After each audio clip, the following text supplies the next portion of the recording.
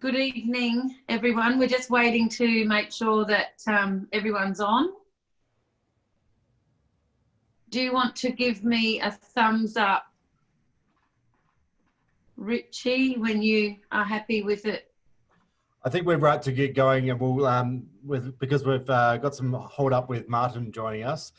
Therefore, we can maybe talk with him a bit later in the yes. time. I'm happy. Yeah, of course. Okay. We can go ahead in the meantime. And have people joined already? Yes, I think we're right to we're go. On. Yeah, I think we're live. Great. I'd like to begin by acknowledging the traditional owners of country throughout Ghana land, and also wherever everyone may be coming in from, wherever they're joining us from online tonight. We pay our respects to elders past, present and future.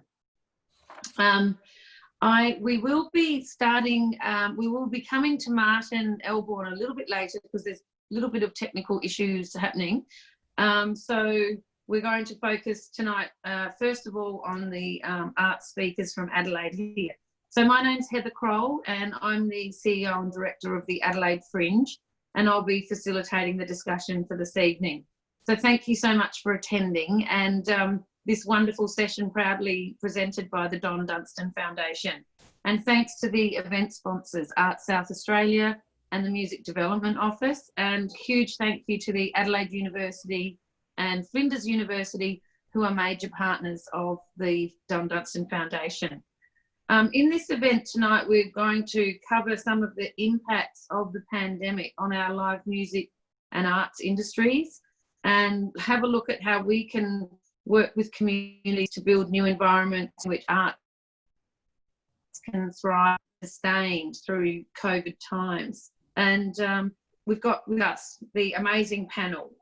Soon we will have Martin Elbourne, who is a former Don Dunstan Foundation thinker in residence. He's joining us from London. We've got a little bit of a delay, but he'll be joining us very soon.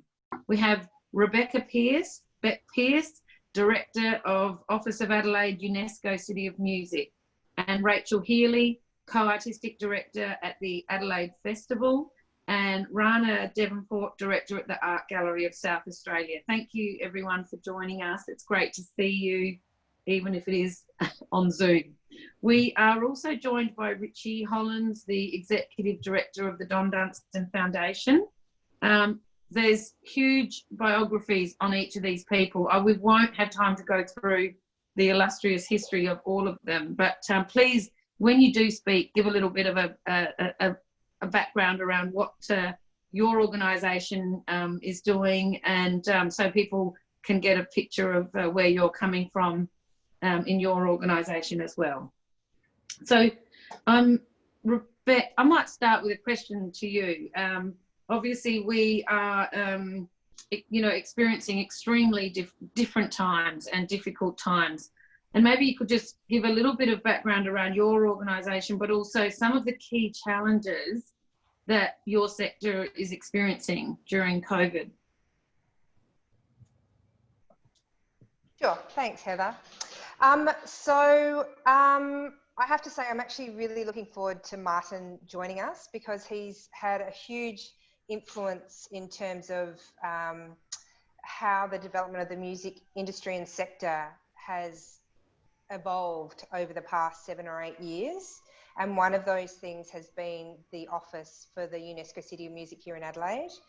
My office supports the designation of the UNESCO City of Music, and back in 2015, Adelaide had applied to, through the Adelaide Festival Centre, to join the International Network of UNESCO Creative Cities. So this is one of the largest cultural networks in the world, so it's a bit of a big deal. There's over 250 cities globally, and which cover 7 creative fields, and one of those is music.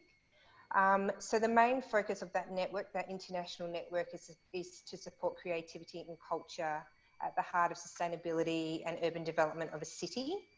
In late 2015, Adelaide was given the prestigious title to be Australia's first and only music city, UNESCO City of Music, I should say, and the title was in recognition of its wonderful music history, It's acclaimed singer-songwriters and composers. It's renowned international festivals. Many of those are music festivals. And its commitment to music across the state. So the office is only new. It's only been a few years, and it's currently operated by the Adelaide Festival Centre. But the focus for that office is really to foster the engagement of music through education and participation, and promote the importance of music and the impact that it has on society through things like health and well-being, social cohesion, and also the economic impact to the state. It also focuses on connecting the local sector to the international network and establishing international pathways. And it facilitates and promotes diversity and excellence and collaborations and sustainability in all aspects of music making in South Australia. So that's a little snapshot of what the office does currently. But in terms of where we're at and the impact of COVID on the sector, like the creative industries, it has had a huge impact. Some of the key challenges for the music industry and the music sector in particular are the restrictions to venues and music businesses. So there are things... Here comes Martin. So the things are in terms of capacities and the ability to present live music. So the live music performance has been hugely impacted. The South Australian music industry contributes over 375 million to the state's economy and has over 400 music venues across the state. So it's a huge contributor to the economy, and I have to say that the live music ecosystem and its sustainability has been affected during the COVID period. Musicians in particular have been impacted. There are many professional musicians, but there are a lot of musicians that also supplement their income through other forms of work, such as hospitality and teaching, which has also been impacted.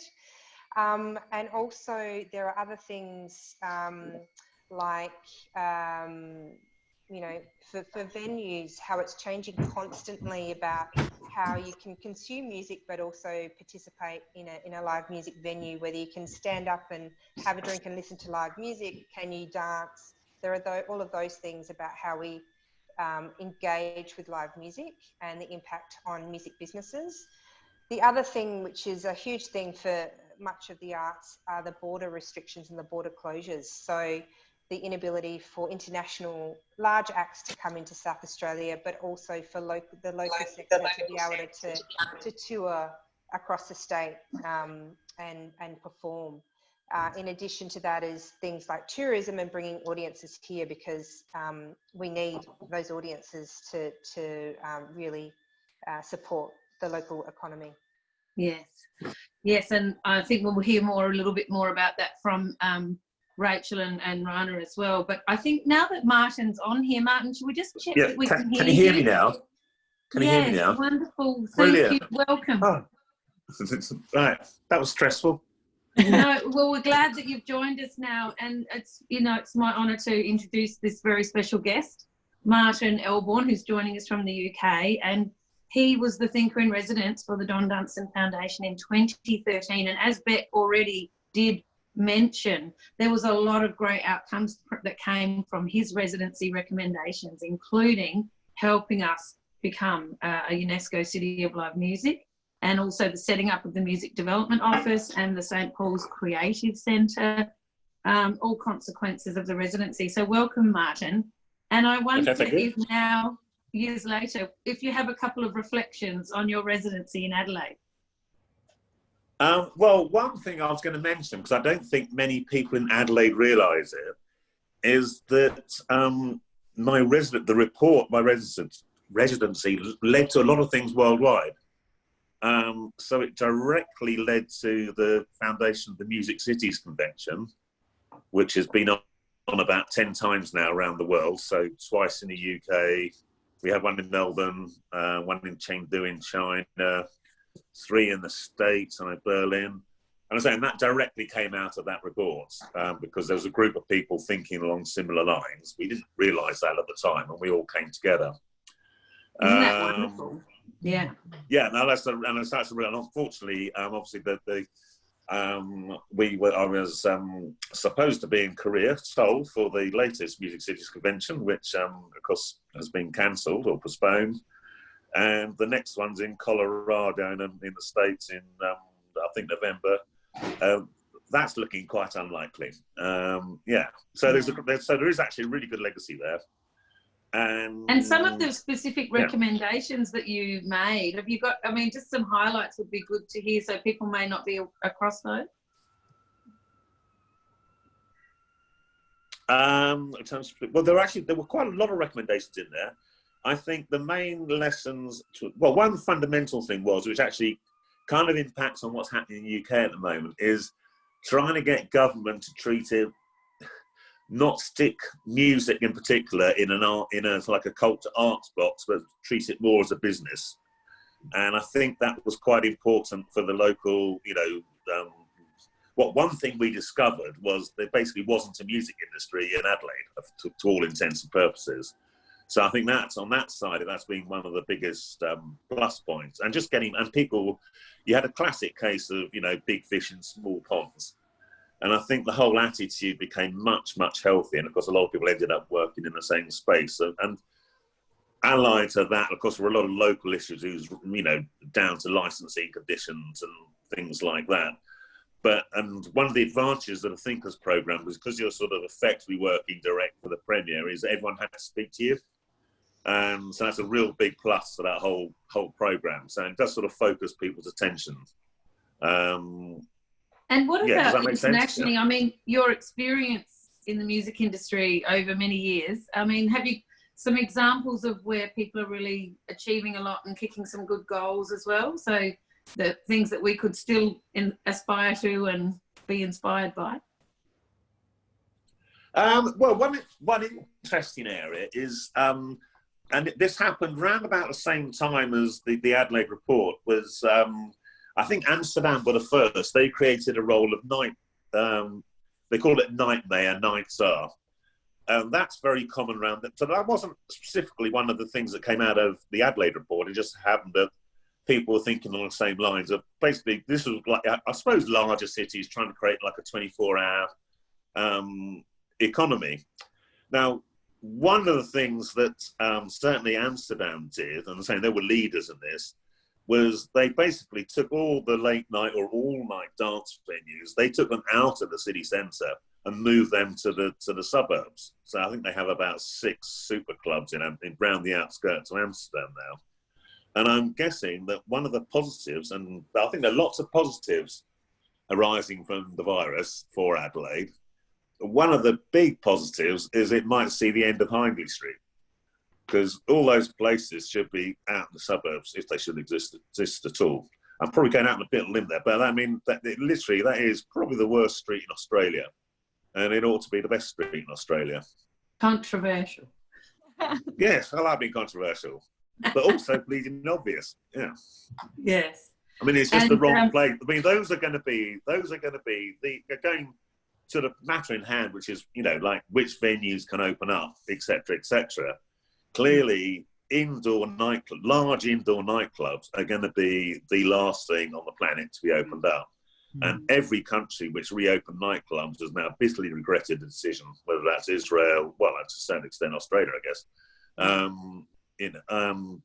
That's just not, they ain't going to happen for, at least a year, maybe not ever. Yeah. And certainly would have to be different type of buildings. I mean, Adelaide, again, has a huge advantage in its climate, in that there's a lot of things you can do outdoors in Adelaide, which, of course, UK and, say, Canada, for example, I mean, you can't exactly do things outdoors when it's -40.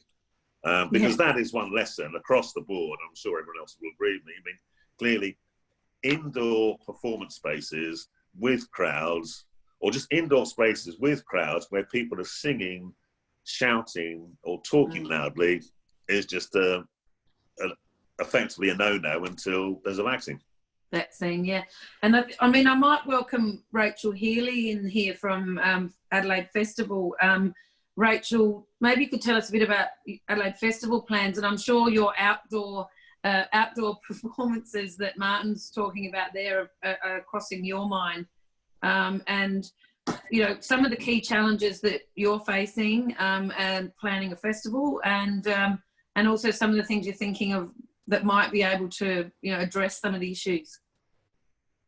Yeah, look, I mean, as you know, we're a time-limited, high-intensity, multidisciplinary, curated international arts festival, which means the international work is a really big part of our program. And with the kind of, you know, being in the middle of a pandemic, we have major issues in programming. I mean, normally we're seeing work now from between one festival finishing and launching the next one, we're normally overseas for sort of 80% of the time, not seeing a little bit of work for 21, but really getting the big shows locked in for 22. So when theatres worldwide closed down, it didn't just affect our 21 festival, it profoundly will affect our 22 and 23 festivals too.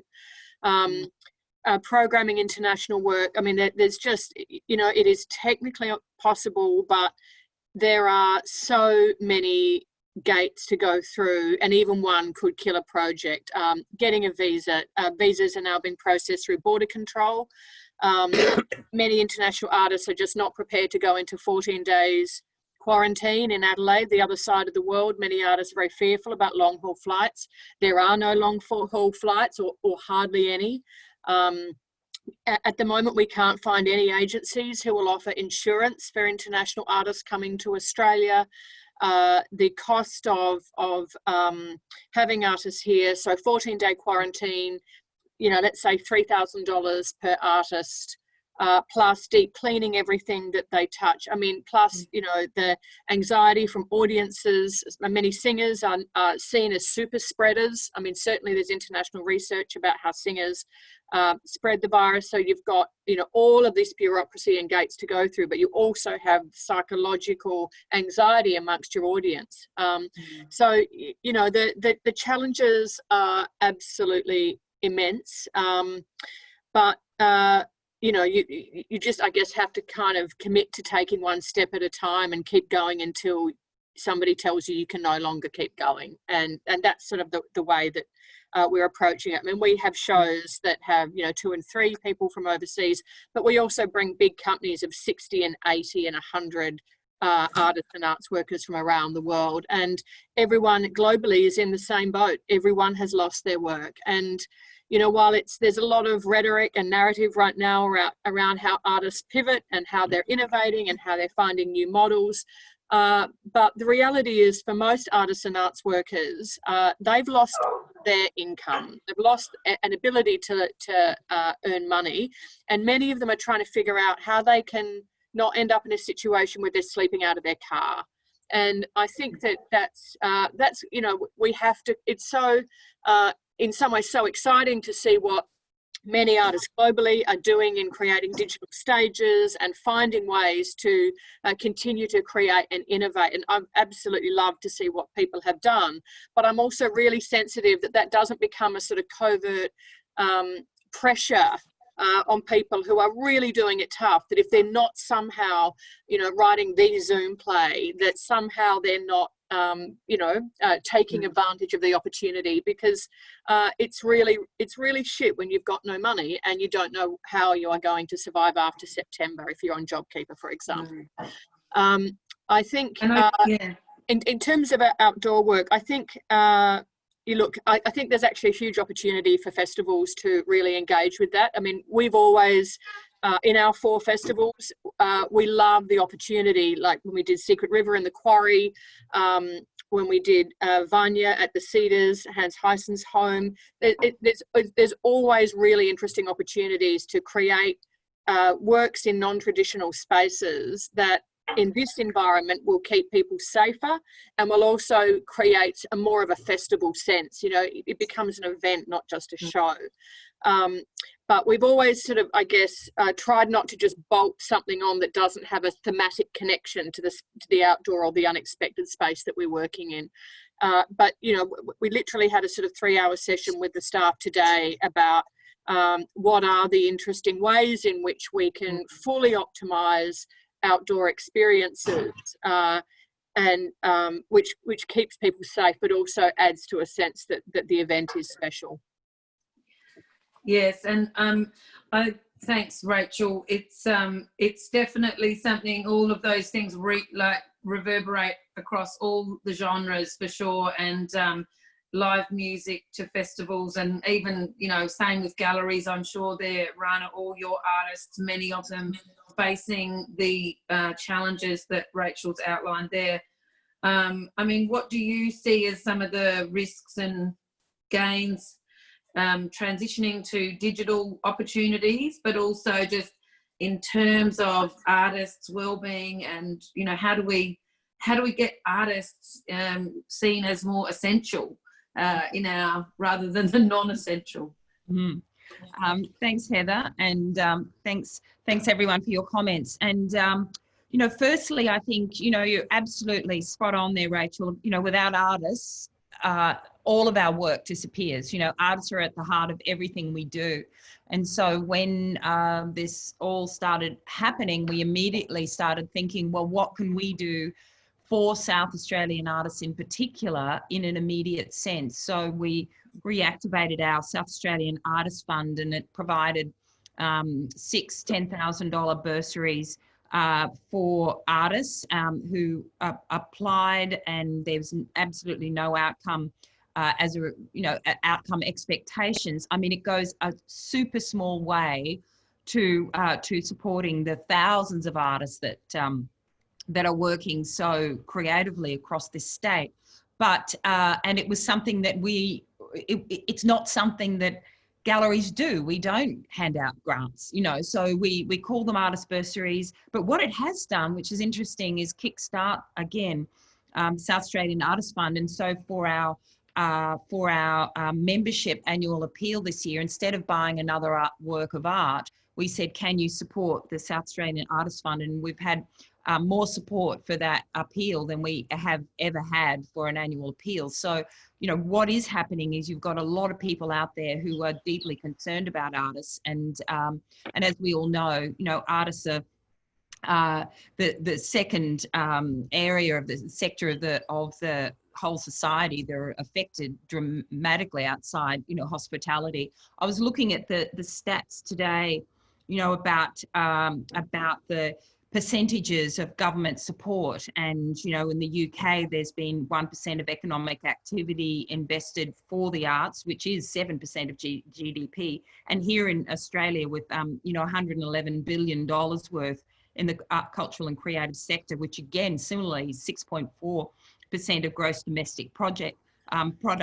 But the support across the government is only 1/4%, whereas, you know, there's 1% in the UK and nearly 1.3 in New Zealand comparatively. So it's where you know, the cultural sector is only 1.5 of GDP. So, you know, it's when you're talking about the kind of massive economic contribution, it's really you know, such an essential part of moving forward, which is why it was so ironic, this notion of essential and non-essential activity. And I think for all of us, we all believe wholeheartedly that you know, acts of creative activity and expression are in fact the most essential aspect of being human.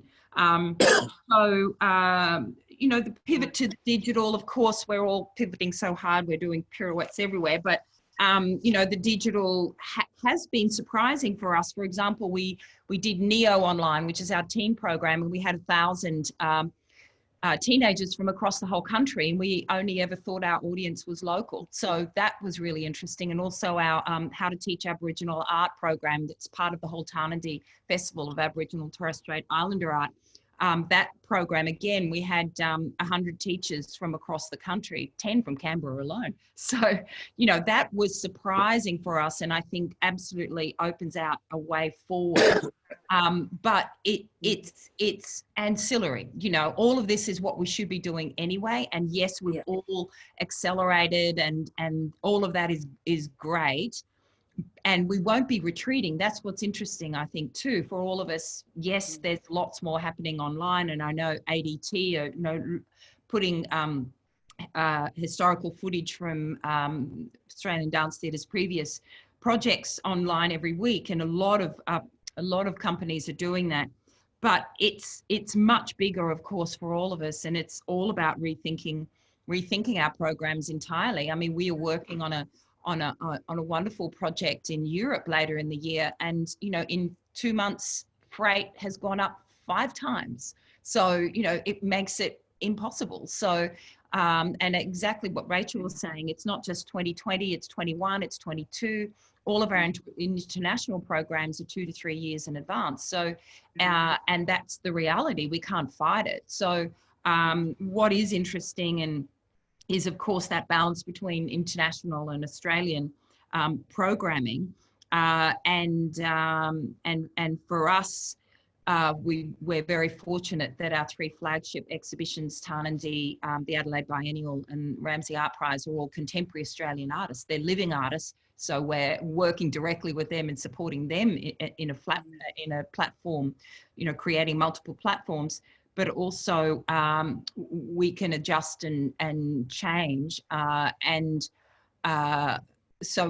so I think, you know, preempting one of your further questions, and I know we'll come back to this about, you know, Adelaide's position, but I have to say that, you know, the visual arts, I really feel for live arts, you know, for all my colleagues here tonight. You know, we are in such a smoother position. It's tough for us, but it's nothing like what is going on for live arts. So, you know, my heart aches for what's happening there in the live arts sector, because everything that is you know, the nature of the art form is about people being together. And we've got, you know, 30 gallery space, we've got 5,000 square meters, and we can have 100 people there and you barely know it. And, you know, we had 1,000 people last Wednesday without any trouble at all, and no one was at risk. So we're in a very different position. So, and if we are in a different position and privileged, you know, it's about what are we doing to make a difference in a positive way. That was a very long sentence. Sorry, Hannah.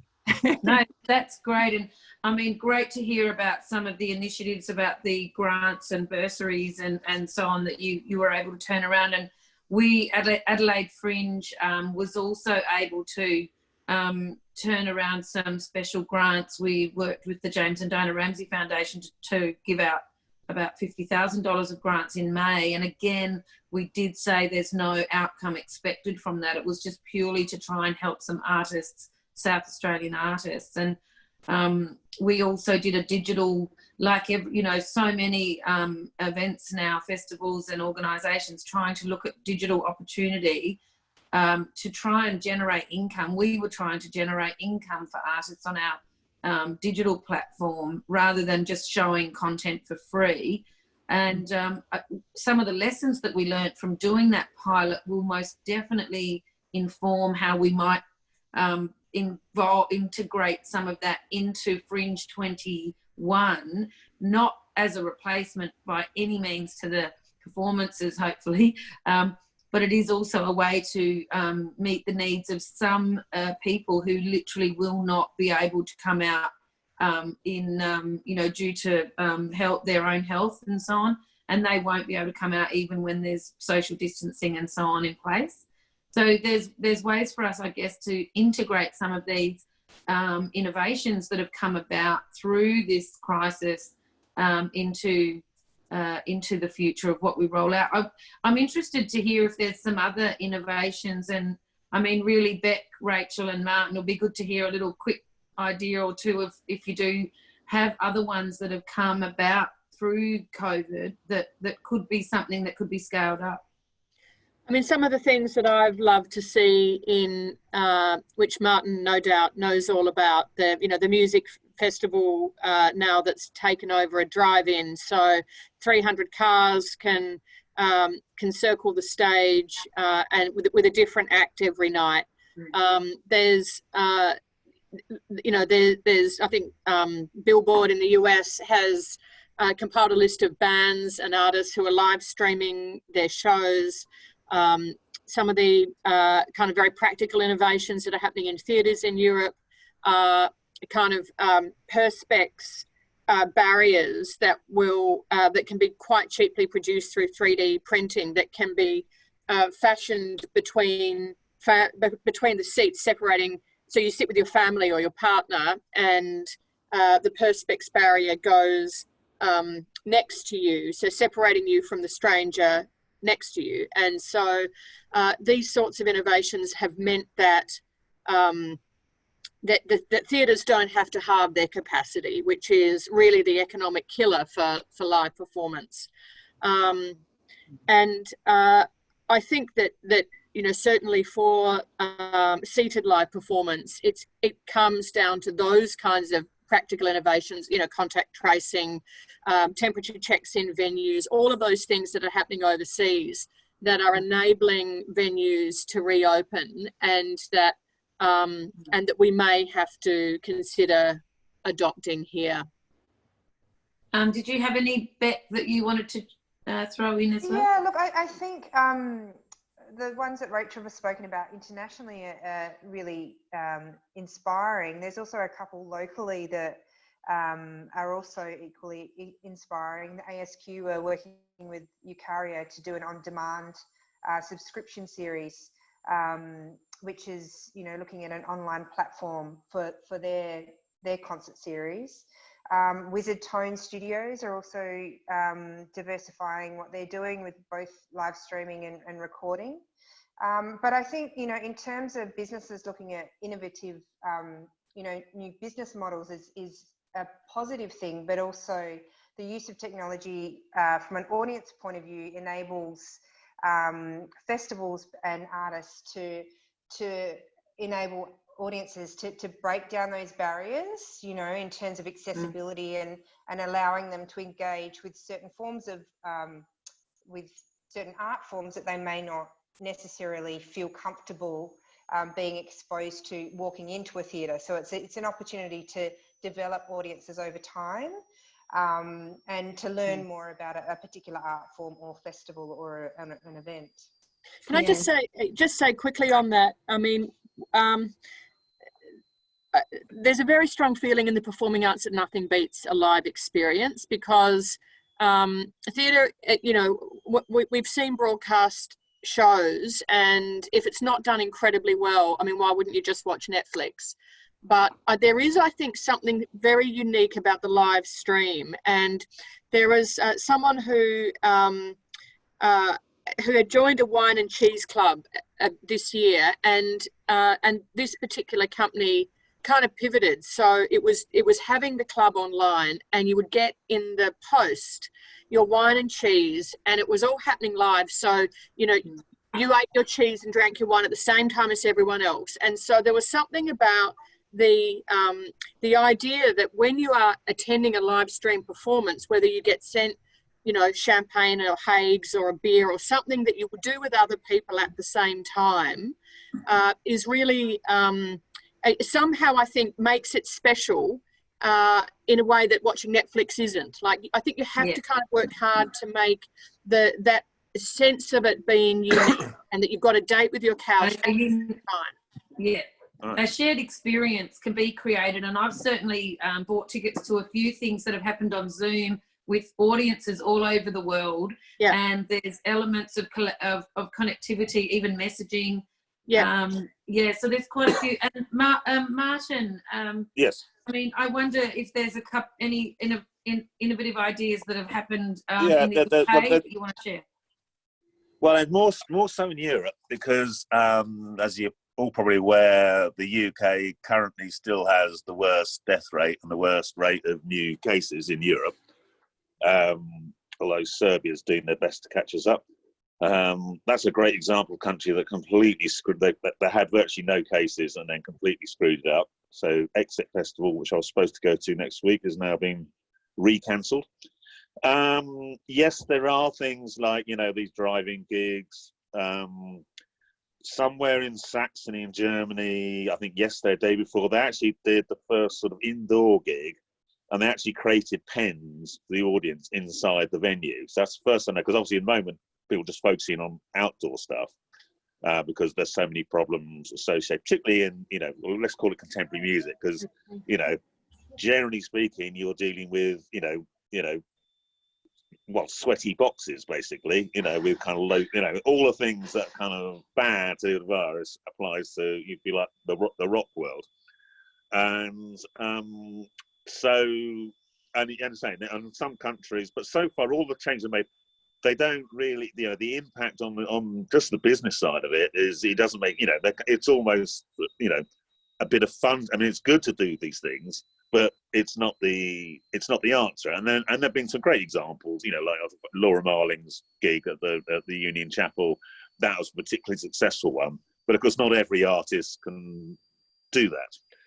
Yeah. So focusing on what you can do. So there is, and I think we'll see a lot of announcements in the next week. Newcastle Racecourse was the first to do this. So they're up and ready to go. They haven't got government permission yet, but I think they'll get it quite soon. So they've created an outdoor, you know, gig venue for 2,000 people, basically in the car park of the racecourse, because obviously you've got all the facilities there. And of course in Adelaide, you actually have a good situation with the Oval, because the outside of the Oval was actually designed to put on gigs at very short notice. And I don't know whether that's started yet, but I mean, that's an obvious, you know, once you get the go-ahead, that's an obvious place to start from, because obviously the location's perfect and the facilities there are brilliant. So you can do it cheaply. And obviously the problem in the UK we got is, unless they get it together soon, you know, we're going to run out of summer. In terms of, you know, so, you know, things will start to come back. There are a couple of very small festivals that are going to try and go ahead in September. But right. Like you talk about under 5,000 capacity, where there's, you know, people can socially isolate. Clearly, one advantage of the UK, obviously, we have a large amount of domestic acts, which obviously, you know, just taking South Australia on its own, obviously you don't. But, you know, there's a window there that you can actually build up the local stuff. And of course, nationally, presumably at some point, you'll go back to, you know, being able to travel interstate. International stuff gets much more complicated. And one of the previous speakers, obviously, the more arts end of the, you know, the crazy world, is of course extremely problematic. So, I mean, even now, I know people involved in Edinburgh Festival, they're not sure they're going to take place next year. You know, because all these lead-in times, and of course at the Fringe level, because so much of Edinburgh Fringe, you know, is, you know, packed little venues and packed street, packed bars, and all those sort of things. Insurance, somebody mentioned, that's going to be an issue for the rock industry in particular, because if, like, I can see a situation in which 2,000 capacity event can open to, say, 1,000 with certain restrictions. Well, apart from the fact that this is an industry used to working on a profit, and, you know, you need 90%, 80-90% to break even. Yeah. There's also what happens if you look. We already had a situation where Leicester got closed down. It looks like Blackburn might be re-closed down. So if you're doing like a 20-day tour, you know, you lose a couple of shows. Well, then you're really. So what we're I'm part of the, you know, I'm only a very minor part, I should say, of the campaigning group to the government, and I actually think that they started off really badly. But it's trying to get some sort of insurance scheme, because commercial insurers won't do it. So at least if there is a local lockdown announced, well, you know that your basic costs are covered for that show. So there's a sort of bunch of things that, obviously, some of it will involve government, which is always problematic, but, you know, that you can sort of do things to sort of at least make it more likely that things can happen in the future. Yeah. And as you well know, there was quite a big fund announced, like £1.5 billion, but nearly all of that is basically going to sustain buildings. In the Rockwell, I call it Rockwell from you know, it's gonna, the smaller venues will be kept alive, which is great because they were all under pressure anyway, but it doesn't affect anyone else. And certainly there's no measure at all proposed for performers and all the self-employed crew and all the rest of it. Yeah. Which I would suggest is going to be a lot easier to do in South Australia, because the trouble with the UK is you're talking about 300,000 people, if not more. You know, I think just 200,000 just in terms of crew and that lot, you know. And so how, you know, for a government, it's like, well, how do you define who's self-employed? Because all the self-employed schemes, which I benefit from one, I mean, I get one more payment in August, and then that's it, you know. And so everything comes to an end. In October, and obviously that's problematic. So, but yeah, going back to doing, you know, there are things you can do, and I've you know, again, and been the positive side. One of the negatives of Adelaide was that a lot of touring, I'm talking about bands here primarily, wouldn't play Adelaide. You know, they'd obviously just do Sydney, Melbourne, Brisbane, and maybe Perth. Well, there's obviously going to be a period of time. How many months it will go on for, no idea, where artists will have to go into, at the moment it's a 2-week quarantine. And maybe that can be reduced, you know, somebody's tested in London before they set off on the plane and, you know, whatever. Maybe we'll be able to cut it down to a week. Now, some artists will do that. In fact, already some managers I've spoken to have said, yeah, no, we're looking into that now. That was before your rate suddenly went up again. So, you know, they're thinking, South well, Australia, you know, yeah.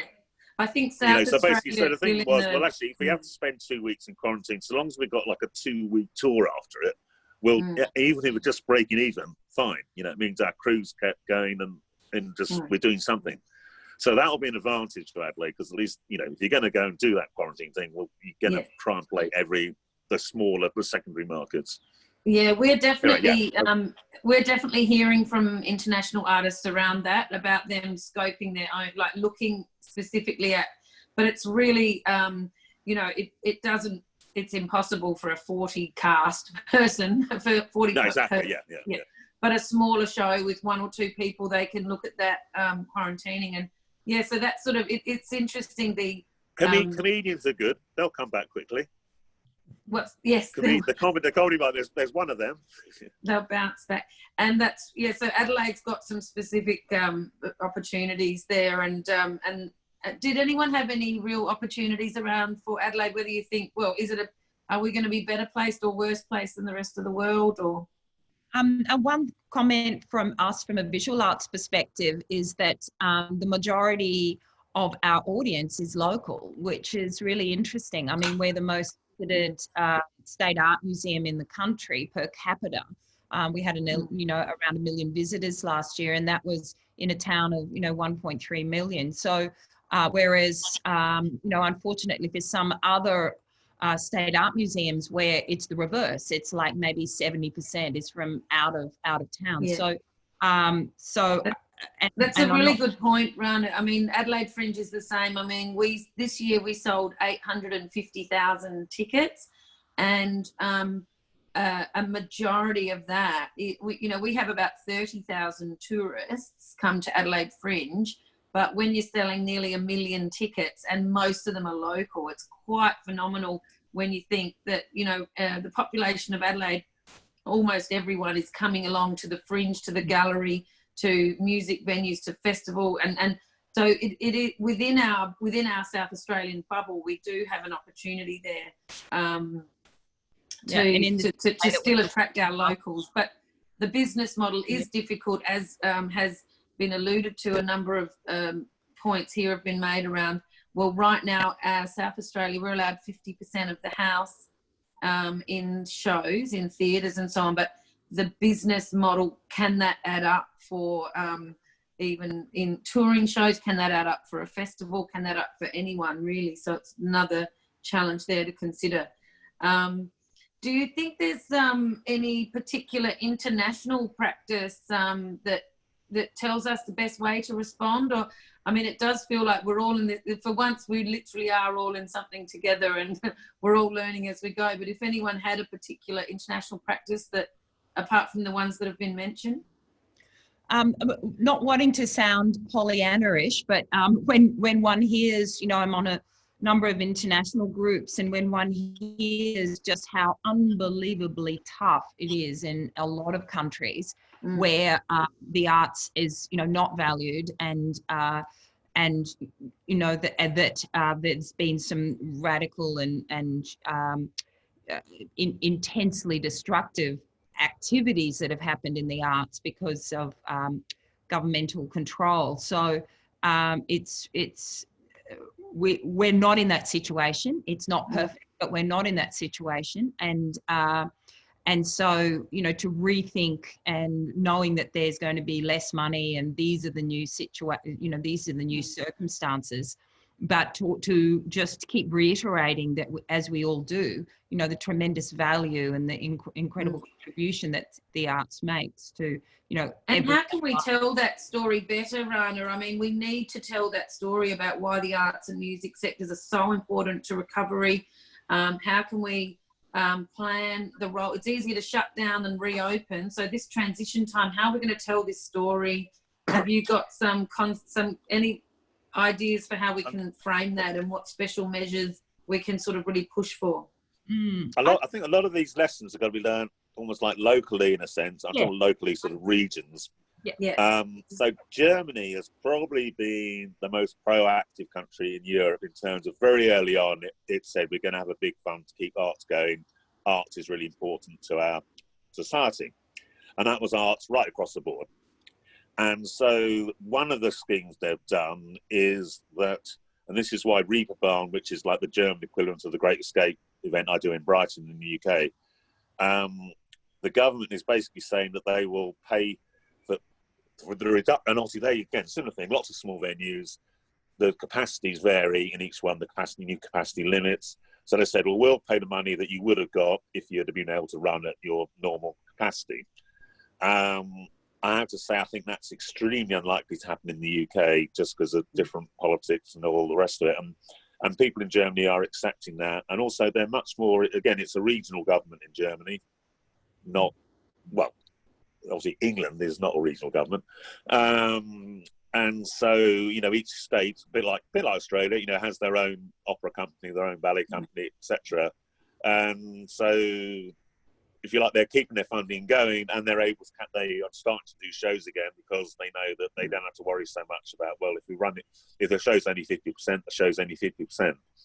But whether politically that will happen I mean, again, you have one advantage in Adelaide in having a lot of your, if you like, the arts end of stuff. Obviously, a lot of it takes place in, you know, the festival theatre complex, you know, which centre, which obviously that's a great advantage, and of course that's a great building that's been refurbished. I don't know if it's finished yet, but it's like, you know, and of course there is a concept. That's not the case in the UK. Yeah, there's a concept that's coming through strongly from the Live Performance Australia and other lobbying sort of organisations that are representing various artists and groups, and they are talking about this concept of an event reserve, and the event reserve may never be tapped into, but they are asking for, because insurance is impossible, and it's a little bit like the concept you've talked about there with the government tipping in money that would help them achieve targets they would have normally achieved. The event reserve is more for if there was a second shutdown mid-event, that you would hopefully would never have to tap into. But the idea that government, state government and federal government start to build up event reserves that hopefully none of us will ever have to tap into. But realistically, there will still be clusters and outbreaks, and mid-event shutdown can be really catastrophic for a lot of across the artists' venues and the festivals. I think this insurance thing is a really important idea that's gone up the agenda now. Certainly, hopefully partly because of what I said that's the most important thing you're arguing for. You know, because as I said, it's all very well keeping the buildings open. Of course, that is, as a minimum, I guess, essential. But it's like, in terms of coming back, you know, you need certain key people. You need to sort of, you know, keep, you know, functioning, alive, whatever. But it's also, you got to start thinking about the business side of it. And say, if your local breakdown, outbreak happens, then somehow you've got to be covering that, and hopefully from a government point of view, because you also got to think, you know, whatever you support your local government on, it is a difficult area for a government. But an insurance scheme, in theory, I mean, they might end up actually making a profit out of it. Hopefully, you know what I mean? So, but at least that's because it will not be covered by the commercial insurance market.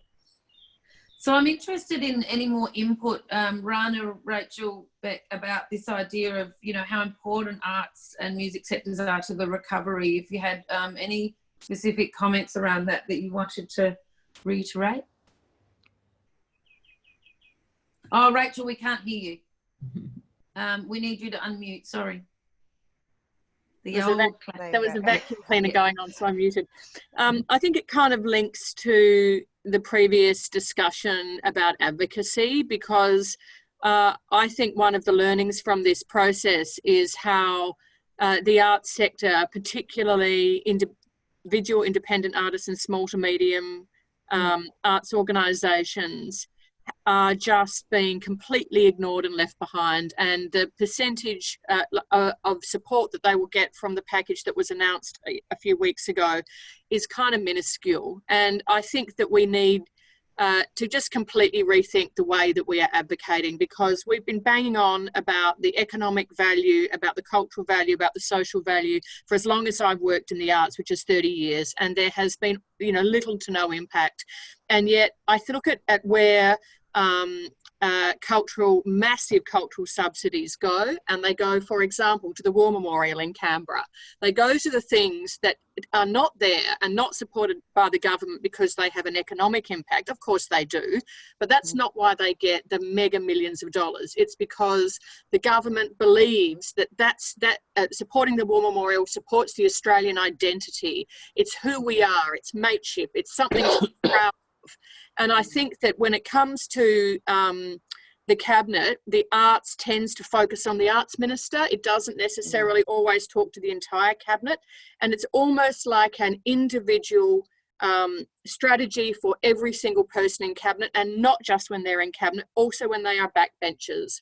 Because, I mean, an arts minister, federal arts minister, said to me once, you know, the arts loved me while I was arts minister, and the day that I lost my portfolio, I was off every single list. And it's crazy, because obviously that person continues to have relationships and influence. And I think that every individual member of cabinet will have a daughter who does ballet lessons, or a wife who is a member of a public library. There'll be a practice about going to the theatre or going to see comedians. There will be some cultural interest in that household, and it is about targeting that. I mean, it's not a surprise that the first kind of support that came out from the federal government was for regional areas. It was only 27 million, but it was a very, very small number of people who spoke to their local members in regions that even got that money.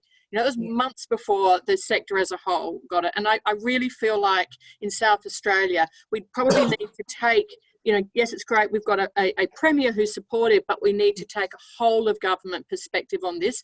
Otherwise, all of these great innovations about insurance schemes and new models are just not going to get the hearing that they deserve. Yeah. I think that's sorry if I interject there. I think that's a really, really important point you just made. And I kind of tried to make that earlier on, but I didn't do very well. When I said, you know, one of the important things and what was focusing on trying to get government to see it as a business, it's just been expressed much more clearly. You're trying to get the whole of government involved. If you just get pigeonholed in the Minister of Culture or Arts, or wherever it's called, is always going to be low down the list of things. Is always going to have a low down budget. And so that was why I had a slight disagreement with the guys, because I said, guys, don't go to Minister, go to the Chancellor of the Exchequer. You need, you know, you've got to have him on board, you know. And, you know, he's 40 years old, our Chancellor of the Exchequer. He's almost certainly been to Glastonbury or whatever, you know. He's certainly been to the theatre and the cinema and the rest of it. I mean, they, you know, they get it. And then certainly the theatre world did a brilliant job doing their advocacy. Because obviously it had so many famous names, but also it wasn't just, famous names we like, you know, culture, whatever, but also business-wise, you know, because whether it's the London, you know, the theatre world, the movie world, whatever, that's an important part. But yeah, getting the whole of government involved is super important. Otherwise, you just get stuck in that little bucket. That's where you're going to get stuck. We've just had a meeting this afternoon where we articulated that exact thing, and how we said, actually, you know, we need to be convincing the Treasurer. We don't, you know, we need to be convincing the Minister of Health. You know, and I think, you know, we're all just desperately trying to do everything we can do in terms of whatever measurements, and we're also trying to do our jobs of delivering as much as we can for artists and for the sector. But I think that measuring, we've got to broaden, and we've got to get our measuring so it makes sense in the Health Minister's mind as well. Because, you know, I'm absolutely convinced that arts can save the health budget money, but we just have to work out how to actually tell that story in a better way a lot of people have been doing research about it, but we still haven't quite got it right there. Yeah. Beck, you were leaning in there? Or And- Rhana? Oh, yeah, just to reiterate what Rachel was saying, you know, for years and years, we've been talking about the economic input and, you know, we talk about the GDP and its contribution, and it's actually got us very little in terms of a return and an understanding. And so, you know, all of those extrinsic aspects, you know, the creative capital, the, you know, being the economic generator, we're doing it, you know, $111 billion in this country alone, you know, it's extraordinary. But all of those other aspects, you know, the social well-being, empathy, what the arts does for empathy, for diversity, all of those aspects that are so necessary now as borders are closing down and the problematics of national identity coming to the fore, the whole notion of the expressive life and you know, those aspects. And I think, you know, certainly this government has talked about that early on, about the role that the arts play in terms of social well-being and recovery. You know, I'd like to see more of that. I think the intentions are good there, but what is that? How is that actually playing out into real programs that are you know, that can make a difference as we move forward? Yeah. So and it's also, I mean, we are, as you say, we're doing all those we tell those stories. Is it getting us anywhere? We actually also know that per million invested in the arts, the jobs are high and much higher than other sectors. So we're generating a lot of jobs, and then we have across business, it's being recognised now that, you know, one of the most important skill sets in organisations of all industries is creativity and creative thinking. And, you know, we are helping people develop agile minds and develop creative thinking. So all that stuff, how you measure all that knock on, it's incredibly a big challenge, but let's do it together. And important for humanities education. Just touching on that for education, and that's what we say from music education, that music is key for many areas of learning. You know, you spoke about literacy and social cohesion and empathy. It's, you know, music can support all of those areas and, you know, make society better people. So I think there's definitely a really important story to be told and articulated across all forms of industry, how the arts and music can support that. Yeah, thank you everybody for your amazing input, and it's so great to hear everyone, and we're, you know, let's hear some more feedback and questions. So, you know, there is a survey from the Dunstan Foundation that will be sent out, and we'd love to hear some feedback from people that were on this session tonight. And I especially do want to thank everybody for all the speakers, but again, just underlining Martin Elbourne coming in from the UK. Thank you so much. And it was a pleasure. Sorry, I'm so useless technology. And, you know, your residency Reverb that focused on the live music industry in South Australia is, you know, it is still reverberating through, and there is legacy from that. So please, our heartfelt gratitude to you for coming and sharing your knowledge in Adelaide when you did. And I think Thinkers in Residence programs are just brilliant, and they live on and on.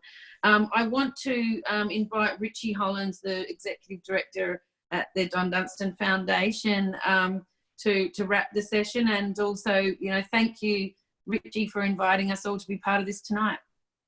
Thank you, Heather. It's been an absolute pleasure to have you all on our panel, and thank you so much for your time to all of you. As we know, Don Dunstan, our former Premier and the namesake of this foundation, was really passionate about the arts and the music scene here, and really set things up for the way we go forward and what we're proud of about in Adelaide today. And I actually have a quote from him here, which actually talks a lot about exactly what Rachel and Rhana were talking about there, about the value of our arts, but also about how it can easily fall under the radar in the way that it's valued by the people who control the government purse strings. The quote is, "The arts are an all-pervading part of our everyday lives. They intrude on us without us realizing it. So subtle is their influence and so unrecognized is their presence. That's really quite interesting. It talks a lot about what we were just discussing, about actually how important the arts are, but also about how easily they can go unrecognized and undervalued. I think Don would be really proud to see this excellent conversation being made today.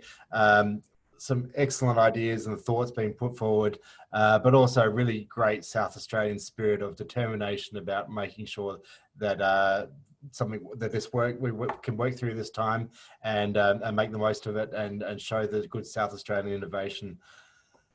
Thank you very much to all of you back at home joined us this evening. I've gone through the list of people who have joined us, and really some heavy hitters from across Adelaide's and the nation's art scene, and we're really grateful to have you all on board and to be part of this conversation. And I've seen a couple of the comments pop up on the chat screen, and they've been really great. So thank you very much for that participation. To our speakers, to Martin, welcome in from the UK, Martin. It's great to have you here. Rachel, Rhana, and Beck, thank you so much for your input and your contribution and your time tonight. We really have a wealth of knowledge here amongst our panel here. And also to Heather, of course, for your wonderful stewardship of our conversation tonight. And that's been fantastic. Thanks very much as our facilitator. Just want to make a reference to our sponsors once again, the Music Development Office and Arts South Australia, for their partnership with us on this event tonight. And as always, here at the Don Dunstan Foundation, we're always keen to thank the University of Adelaide and Flinders University of South Australia for what they do for us as a major partners of the foundation. So lastly, thank you very much to everyone for your time tonight, and I hope you've enjoyed tonight's webinar. All the best for a great evening. Okay. Thank you, everybody. Thank you. Bye. Thanks, everyone. Thank you. you. Bye-bye. Stay safe. Bye. Thank you very much. Thank you. Bye.